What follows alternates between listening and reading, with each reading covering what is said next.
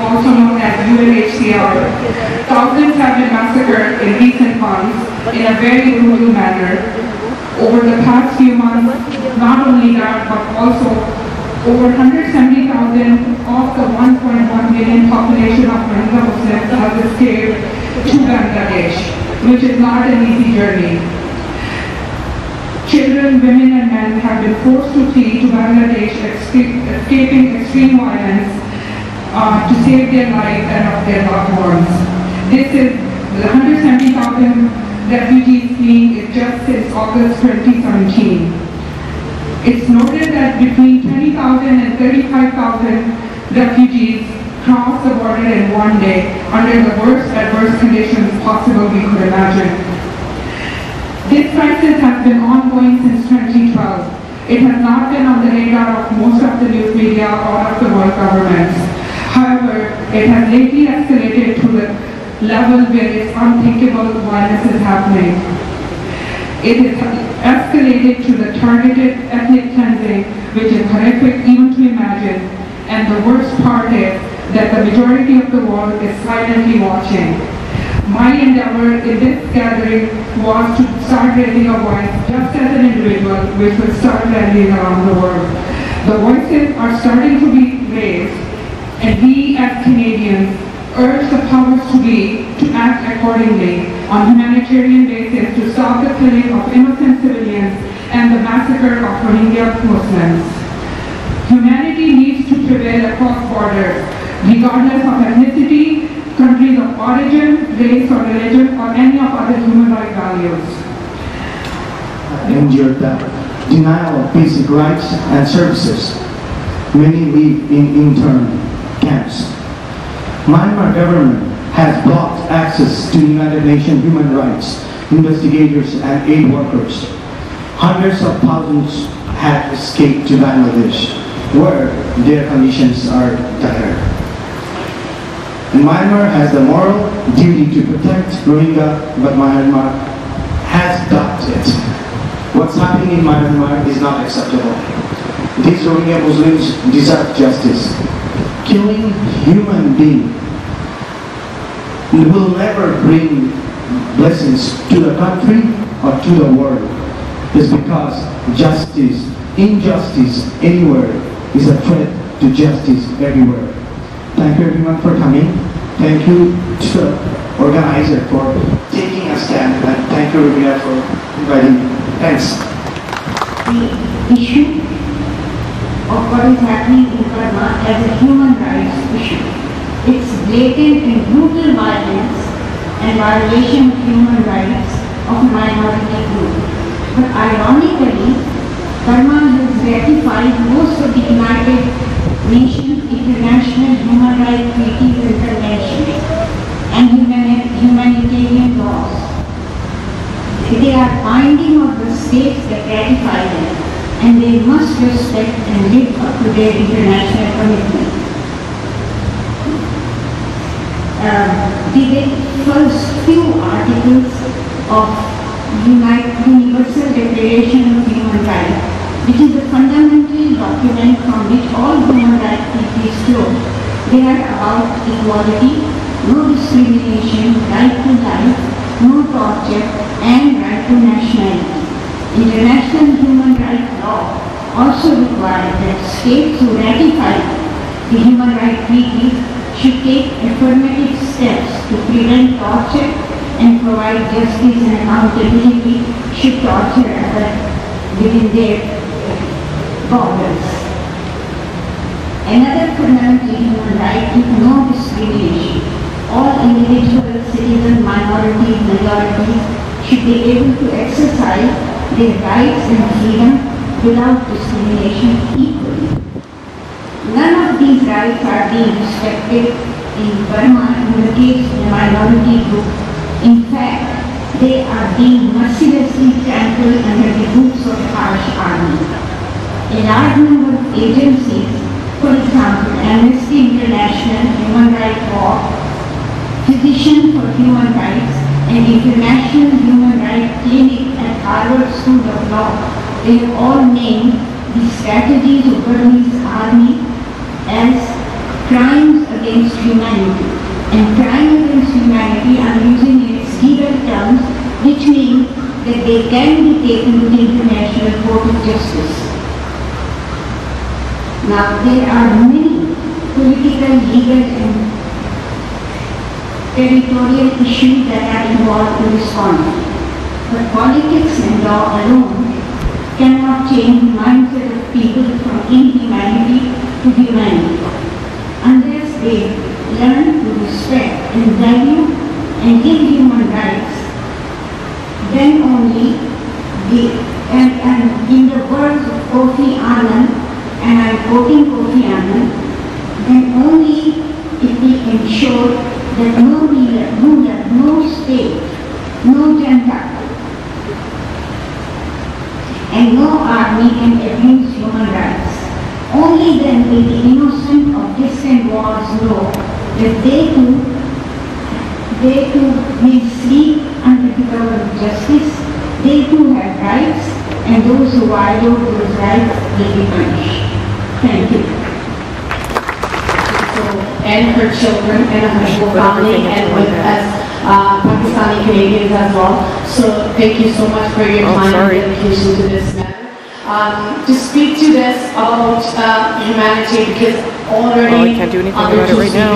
have spoken very well. I will just highlight only one thing, because I have been to Burma a few years back, about 6 years back. So I have seen that brutality in Burma, being there and seeing that. It was just now again, it's the same thing. It's very touching. To begin with, the images are so emotional that anybody who will even open up a TV channel or the newspapers, and if you see anything there, it's just, I'm pretty sure it doesn't matter which race you come from, which religion you come from, which color you come from, you will condemn this. And as a human, I condemn this, all of you guys right here condemn this, but it's saddening is that, like, rest of the whole world is just in so peace, while there is, humanity is brutally not only killing, hasn't been only killed, but there is lots of other issues regarding with Burma as well, that even they have stopped UN to interfere. So this is something very touching and emotional for me too, because it just, I recall those images what I have seen a few years back, specifically for little children. And we all have to stand here for kids, and if it's possible, please try to do another bigger rally as well, where we can have all the governing bodies here, because I don't see none of them who can actually really make a difference, not a city level, not a provincial level, and not even a federal level. So I would just only say that please, next time, if we all get together and again we have another rally, that would be great. And we all, as a human, condemn this brutality. So the solidarity and to remember the pain and suffering of Rohingya people. In the last 2 weeks, till this morning, United Nations agency is saying that there are 270,000 people. They crossed the border and they reached to Bangladesh. And there's a journalist, famous journalist Oliver Holmes, is reporting from there. And he said that army and Janta people, they are throwing kids and toddlers and small kids to rivers. They are killing adults and teenagers. There are people 100 kilometers from Arakan to border. This is full of dead bodies. They are abducting women. They are raping them. There are women pregnant. They walk 5 days to reach to the shelter. There are women. They have kids of 1 or 2 hours just, or the kids are gone when they were walking from there, then when they are running from there. So these are the conditions. There are images from the satellite showing that at least 500 villages have been burned so far. And thousands of people have been killed on their way to get some shelter. To avoid death, but they have been died there. So this is the condition right now. This this nation, these people, United Nations said that these are one of the most persecuted people on the earth. These are the people we are talking about. So these are the type of atrocities, they are the type of injustice going on in our time. This is the worst injustice we can see in our time. So this is time that we should stand up. Canada, first of all, I want to give little bit background of the Rohingya people. There is a misconception that these are the foreigners. Actually, these people are living there for 1200 years, 12 centuries. This Burma is their homeland, but still they don't have the citizenship rights. Here in Canada, if you live 3 or 4 years, you will get the citizenship. Over there, they don't have the rights to get education, to get jobs. Even they cannot move from one province or one village to another village. Even they cannot marry to one person to a woman without the permission of the government. So this is the condition. The land is theirs. I mean, last 1200 years, the area was sovereign land, their own country for 300 years, from 14th century to 17th century. They had their own country. They took the country, they annexed the country in Burma. They took their land, they took their waters, they took their resources, but they are forcing them to leave that land. So this is what is going on there. So, but the reason I am comparing Canada with them is, there are 2 reasons. One is, we are thankful to Allah subhanahu wa ta'ala, thankful to God that we are in Canada. Canada is our homeland. And second reason is, that Aung San Suu, she is one of the citizens of Canada. So this is our duty to tell her that this is not Canadian way, this is not our way, and we should tell our government, we should tell our Prime Minister that they should escape her from citizenship of Canada. They should tell her, they should give her the strongest message that it cannot go on like this. This is the worst brutal way they are dealing with their own people. So I will stop here, but at the same time, I will request all of you to go and see your MLAs, your MPs, and force government to use their resources to tell them that what the human rights, basic human rights said, because this is not we, all over the world, everybody who is known for the human rights or is standing for human rights, Bishop Desmond Tutu or Malala Yousafzai or Judy Williams or you name it, even the Pope Francis, everybody is talking about that. Everybody is forcing Aung San Suu to speak up for these people. So this is also our duty, to go to our MLAs, to go to our representatives and tell them to go to government and raise our voice in front of those people who can make some change. Thank you.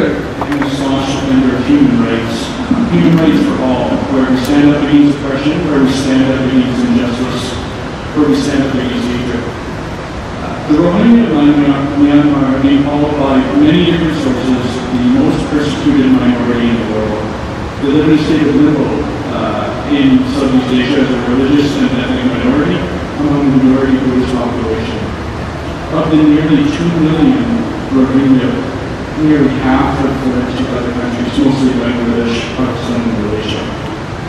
Despite being able to trace their roots to the state of Rohingya as far back as the 15th or even 8th centuries in some cases, the current government refuses to recognize them as citizens. They are effectively stateless in their own country, and there have been numerous documented and undocumented acts of systematic violence. According to the Simon Stewart Center of America's Holocaust Museum, the Rohingya are at grave risk of additional mass atrocities and genocide. This is not a religious problem, though the surface it might appear to be a clash of Buddhists against Muslims. This, unfortunately, is a classic case of persecution based on a more powerful group, stigmatizing, harassing, isolating, and systematically weakening another group. I use these 4 terms intentionally just now because, according to Professor Penny Green of the Queen Mary University of London, these are the first 4 of the 5 stage of the genocide, the missing fifth stage of this massive migration. Other countries will take new refugees in, but let the Rohingya without access to work, without status, and without a stable place to live. Some have even attempted to forcibly return refugees to the place they came from, where they will face certain future prosecution. Let me say frankly, this cannot stand. Here we stand today in solidarity for the forgotten Rohingya people. You look out into the audience and see people of faiths and backgrounds, and that's how it should be. We only stand up against oppression that is convenient, or when someone in our group is affected, we do a disservice to humanity. When we stand together like this, we stand for humanity. So I'm encouraged, but I'm also a realist. Words are useless without action. While it's important to bring this terrible situation to the attention of Edmontonians and local media, it won't solve the problem. So I have some direct and indirect suggestions that people here today can do. While I was doing research for this speech, I was encouraged when our own Foreign Minister, Minister of Foreign Affairs, Christy Field, urged both the civilian government and military of Myanmar to work together to stop the ongoing oppression. But with that, my first advice is to write or just call your member of parliament. You don't know your MP, go to the House of Commons website, Elections Canada website, get their email, their phone number, their physical address, make an appointment. Tell them you want them to keep up the pressure. It does not matter if your MP is in government or opposition, this is not a partisan issue. My second piece of advice, if you want to take things a little further, is to start attending meetings with human rights advocacy groups like Amnesty International or the Edmonton chapter of the United Nations. Engage in letter writing campaigns, talk about it on social media, or face-to-face among your friends, in your place of worship, wherever else you are. Donate to the International Federation of Red Cross and Red Crescent Societies, or Doctors Without Borders. In order to send vital medical aid, both those websites are www.icrc.org and www.doctorswithoutborders.org. So with that, I want to thank everyone for coming and making it known how much you care about such an issue. Thanks to Ruby Malik for organizing this rally and for giving me, frankly, the honor to speak out and contribution to this tragic situation. Once again, my name is Michael William, and happy to be here. It's about being a human being. It is a humanitarian cause that we are all gathered here today. And also, it has been really painful to see that Myanmar has blocked all United Nations aid agencies. That no food supplies that United Nations is offering is supposed to reach to the people in need of it. I don't know if the question also comes to your mind, what can we do about it? How many of you have asked yourself, what can you do about it? Can I see someone who thinks that they have this question, what you can do about it? So I actually asked it from a couple of my friends, and this is what we all came up to, because we cannot raise any funds, because no help or support offered by United Nations is being able to reach the needy over there. So those interested in finding ways to contribute here are a few concrete steps that might help. This is again something that might help. What you are doing right now, what we are doing is step number one. Contribute to the conversation. We are all contributing to it. This is least we can do, what we are trying to do, participate in the ongoing dialogue about ending human rights atrocities worldwide. And your ideas, thoughts and opinions, they will matter one day, someday. Another thing, your contribution is email the Secretary General of Rohingya. This is very important. Email them, email him, write him that we are not happy about what is happening there. MPs in your area, they must raise awareness in the embassies. This is what we can do. Wherever there is Rohingya embassy, call them, record your message, tell them, show them your anger. Support the cause. A great way to directly engage in humanitarian efforts is to donate time and energy to the cause, what you all are doing, what we all are doing. And at the end, a very short poem by Dr. Abid Bahar on Rohingya Massacre. I don't know why, says a Rohingya, but I thought I didn't know the answer to why. But I know why, and why. I know the state of Rohingya life in Arakan. These are regular people, their families. I know why they cry. I know they don't have any protection in Arakan. I know Rohingyas are scared, hungry, and they cry. I know the answer to why.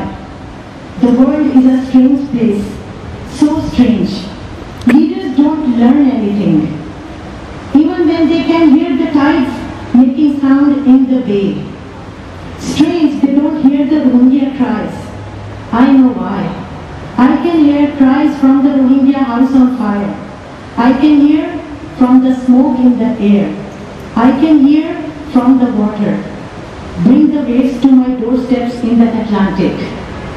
I can hear the weeping of the old man in despair. The cries of the young woman who just lost her beloved husband. That is lying on the road by the paddy field. Many people can't write poems to vent their sorrows. They are too shaped, aghast. There are too many. They cry, I know why. I know the killers are Martian monsters. They deserve to be captured, three-tied. Unless they hide, run with their lives, I hear little Rohingya children and worried women in despair. They need urgent help. They need help, I know why. Thank you very much. The most merciful, I want to begin by thanking the organizers of this demonstration, and I want to thank everyone who took time out of their day to stand up for this cause. Because I know that we all condemn the violence in Burma. And all the speakers before me did a great job explaining the situation in Burma and explaining the importance of us as a community to stand up for humanity. It's not about the Muslims or non-Muslims, this is a human rights issue. My brothers and sisters, I want to take just a couple of minutes to share some words from the Quran, where Allah subhanahu wa ta'ala says that to kill one innocent soul is like killing all of humanity. It's not about killing one Muslim or one Christian or one Jew or one anything else. Any innocent soul, any human being, their death is equivalent to the death of the entire humanity. Wallahi, I'm speechless. It's so tough to speak about our brothers and sisters in Burma, but we all have to do our part. We all have to try our best to work for their cause. And although we might not be able to do so much from here, we do have some things in our toolbox. One of those things is attending rallies like this and having our voice heard. But the most important thing, in my opinion, is prayer. We need to pray to God. Make dua to Allah Azza wa Jal. Ask God to help these people. Because at the end of the day, doesn't matter if all of humanity tries to harm these people, if God is with them, and if God wants to protect these people, they will be protected, inshallah. So let us put our hands together, let us make dua for our brothers and sisters, let us always keep them in our dua and raise awareness. So many people don't know what's going on in Burma. So many people have no idea what's happening. Tell your friends, tell your family, let people know. Let's raise awareness, let's have their names heard. I'm very saddened to know of the deplorable massacre and human rights violation that is happening in Burma. It's time that I would like to condemn the actions of those responsible for this barbaric act. At this time, I am comparing the two different ends of the spectrum. One end is the people who are responsible for this massacre. And the second end is all of you guys who are fighting to basically fighting against the human rights violation and standing for the rights of the victims. And I'm glad that I'm part of the spectrum. I'm not part of those barbaric people who are killing the innocents. For people like you and I, this is the time to sit back and think, why is the world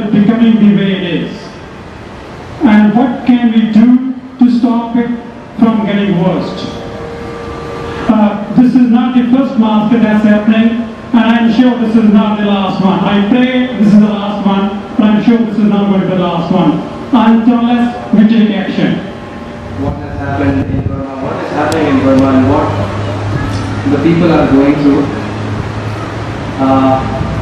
And I will not take more time.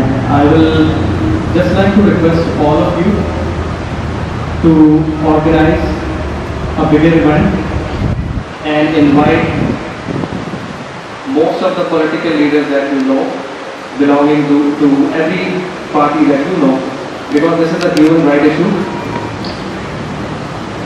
It has been so long. I mean, this issue has been there since last 5-6 years or even more. People are being killed, and it's like a concentration camp. What is happening with that? So it looks like that we are all living in history when we talk about what happened in Germany. So my request to all of you, please get involved, get active. We should not stop the momentum here. Thank you very much. We have gathered here today with IGNA sisters, and we condemn every kind of atrocity across the world. We are against any human rights violations and nations, and we call forth on everyone here to support human rights and do whatever they can, whichever position they are in society and in their communities. You can play your part wherever you are, and the first step is you taking the time to come here. So thank you very much, IGNA sisters, for joining us here today. They shared their opinion about the dire situation in Myanmar. And all of us, really, we have been following the horrible news that comes out of Myanmar these days with great concern, and we know and we are shocked that a massacre with such a large scale could happen these days.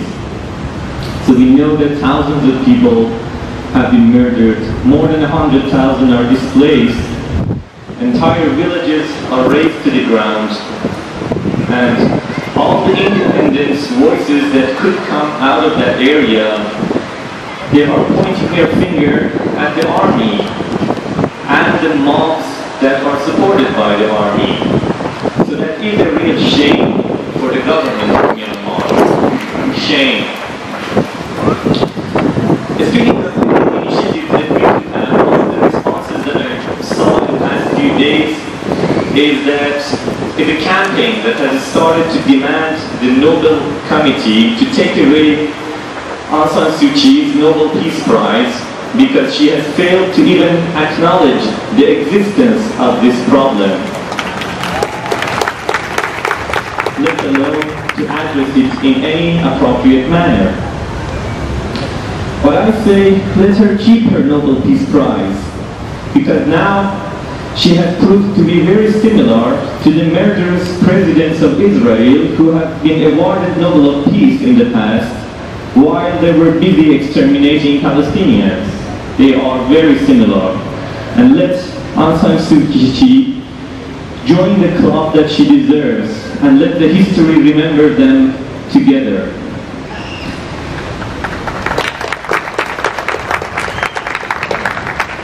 Now I heard many sensible suggestions among the things that the previous speakers said about contacting our government officials at the provincial level, at the city level, at the federal level, and to raise this issue with them. Now I would like all of us to do that and to ask the Canadian government to take some concrete steps towards that. We know that last year, in 2016, Canada had more than $100 million worth of import-exports with Myanmar.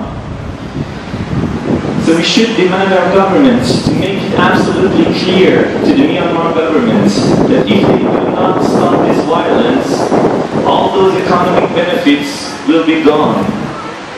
And Canada will also sever the political ties with the Myanmar government. These are the concrete steps that we should demand. We are all, as all of these speakers also said, we are all one human family, and we must stand by one another. Thank you all.